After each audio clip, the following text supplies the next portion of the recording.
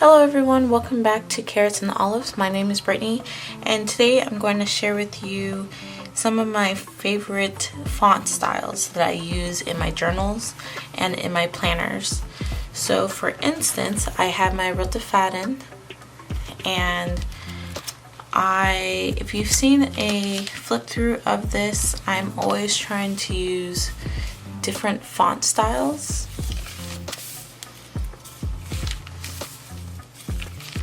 And so I received a request to kind of show just like accumulation of different font styles I like to use, and then just showing how I create them.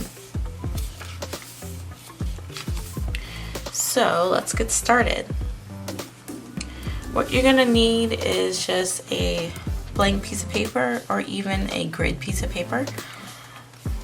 Right now I am using Bristol paper, and then you're going to need some type of pen. I have a Sakura Pigma Fine pen, and then I also have the Uni pen in the 03 size.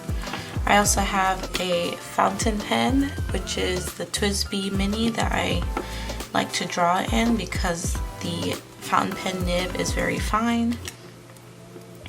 You also want a pencil. This is the Blackwing Palomino pencil. You can use any type of pencil. And then I have two brush pens, and this is the Ecoline brush pen, and then I have a black brush pen, and sometimes, well, a lot of the times I like to use the Tombow brush pen as well, but any brush pen will be fine. I would suggest a color brush pen and then a black brush pen, and then of course you also need the Uniball Signo white gel pen, and this is my favorite white gel pen. Okay, let's get started. Okay, so my style is neat but also quirky. I like fun, interesting styles of writing, and also the really pretty decorative styles. And again, this is just my favorite handwriting type of style. To start off, I love doing bubble letters. Now this bubble word is very simple, and it is exactly what it sounds like. So you do want to have curved edges, and depending on whether you like uppercase or lowercase letters is up to you on how you want your letters to look. But to make my handwriting more quirky, I like to use uppercase and lowercase letters within the same word.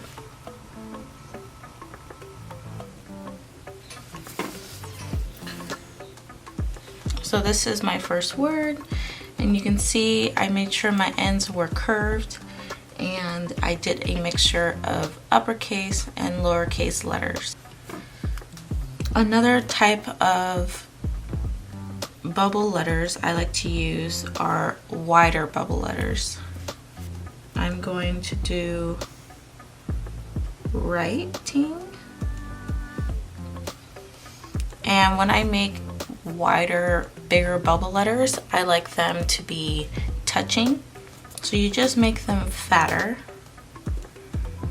and then I also like to angle them differently. So you're gonna overlap many of them.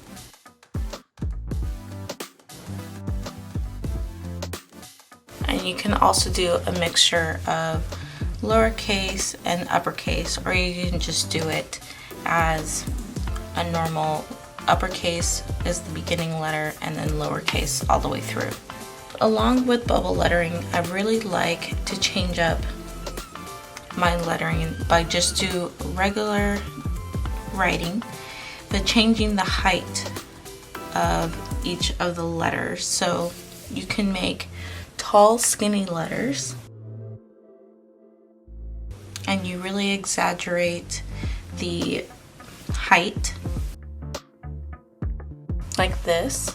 So the R has a very wide opening at the top and then a very short stem, and same with the A. And whatever I have like a stem sticking out, I try to keep the height of any of the following letters the same. So the A and the R are going to be around the same height.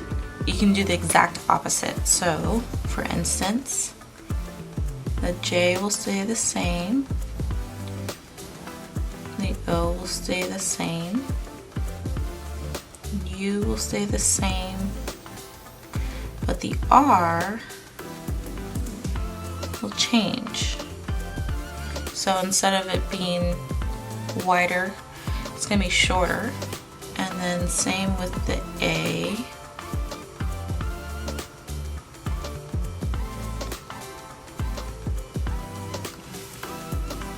So you can switch up the height of your letters. Now, I also like to do short letters, and usually when my letters are short, I like them wider.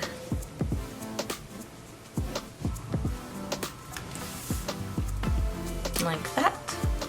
The next thing I like to do is, of course, brush pen lettering, but I like to do it not just plainly.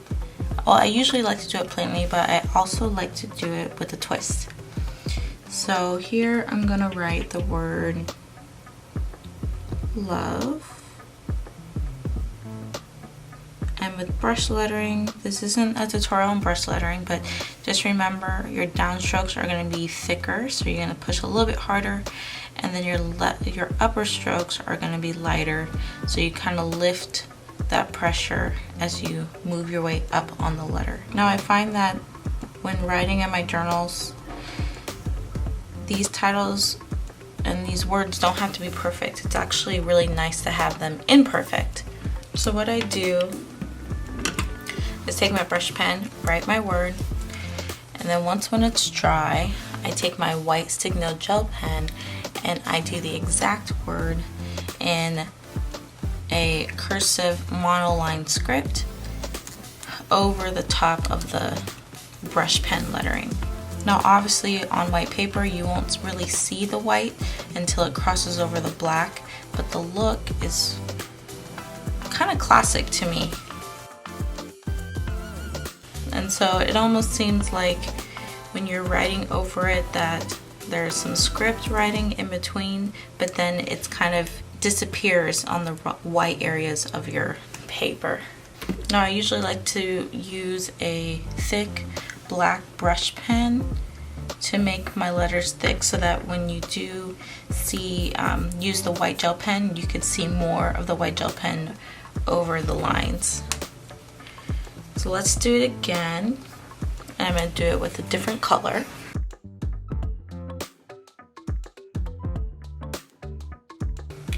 Now that's going to take a second to dry. When you do your downstrokes and your upstrokes, you get this ombre of color. So on the downstrokes, because I'm applying pressure, you get a darker color, and then as I lift up on the pressure from my upper strokes, it changes to a light blue. Next you're going to take your white gel pen, and then you're going to write the exact same word and make sure it's stretched out so it crosses every single letter.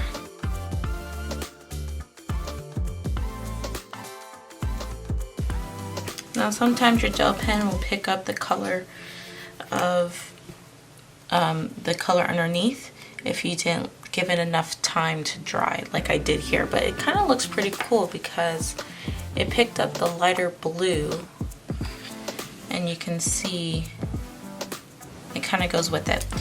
So either way, I really like to write over my letters.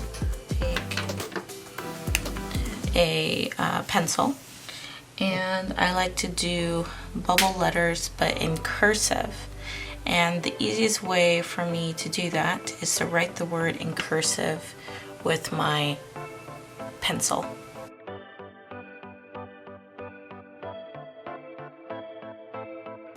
And then you take one of your fine liners or a thin fountain pen. I'll just use a fine liner in this example. And then you're going to trace around the letters. But give enough space so you're not touching your pencil marks.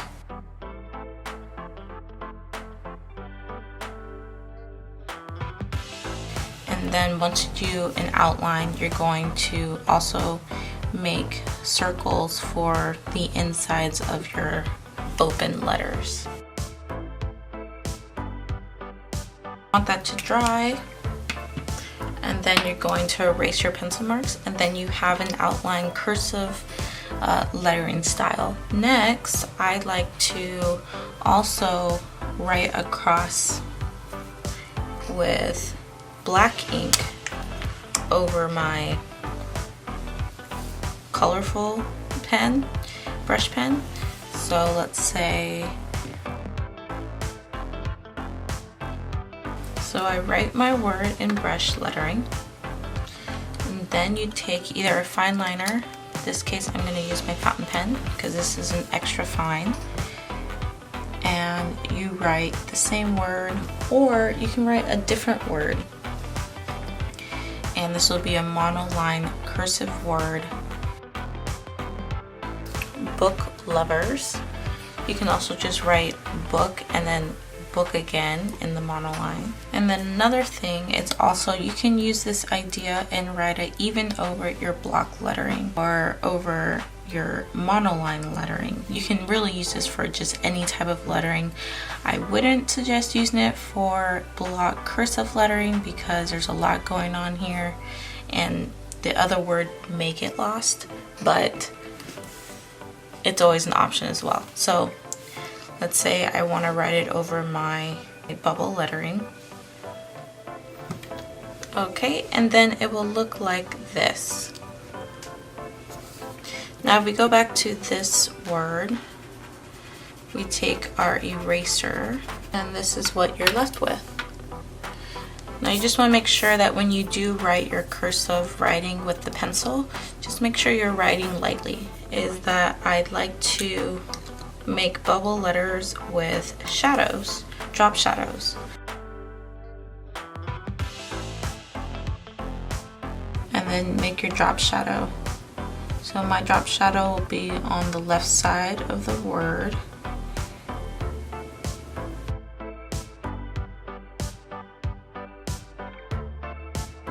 Like so, and I think it looks really fun. Now you can also add different types of drop shadows. You can even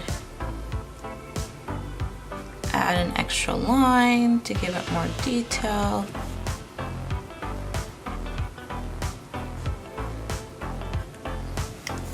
You could even put in lines within the drop shadows.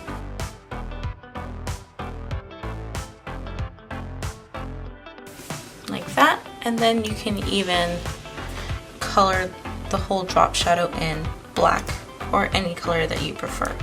Now another lettering style I like to do is fill in the circles of my letters